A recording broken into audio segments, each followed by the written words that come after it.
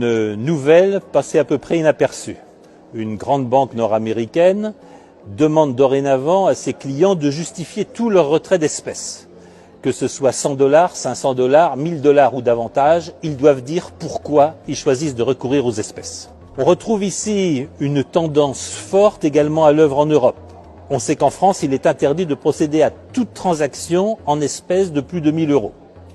On sait qu'un certain nombre d'établissements bancaires, dès qu'ils sont confrontés à des retraits supérieurs à 1000 ou 2000 € dans le mois, demandent à leurs clients de les justifier. La guerre aux espèces a commencé.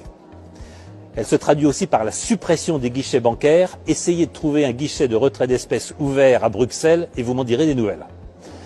Tout ceci s'exerce sous la pression des banques centrales qui veulent réaliser la monnaie digitale de banque centrale.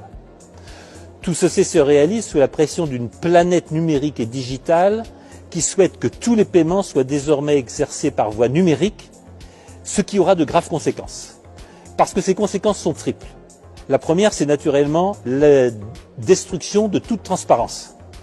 Les espèces vous permettent de procéder à des achats anonymes et en clair, de faire ce que vous voulez de votre argent. Avec l'argent digital, ce ne sera tout simplement plus possible. Tout achat sera tracé, il pourra être retracé dans l'histoire et il pourra être porté à votre préjudice. La deuxième conséquence, c'est un contrôle absolu par les banques centrales, non seulement du volume de monnaie en circulation, mais aussi des épargnes et des comptes excédentaires de tous les contribuables et de tous les citoyens. Ce qui signifie que la Banque centrale pourra d'un trait de plume limiter les retraits, voire limiter les volumes d'épargne et les volumes de monnaie. Il lui suffira de supprimer des signes monétaires dont elle contrôlera la totalité.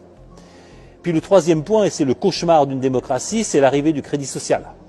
Selon vos consommations, selon ce qui pourra être situé de vos consommations, par exemple vous mangez trop de viande, par exemple vous consommez trop d'eau, par exemple vous roulez trop fréquemment en voiture et vous ne savez pas justifier vos déplacements. On pourra vous attribuer un crédit social, faire varier votre impôt et faire varier votre niveau de taxation. C'est ce qui a déjà lieu en Chine, mais c'est ce qui se prépare dans nos démocraties. Et voilà le réel point qui est en question.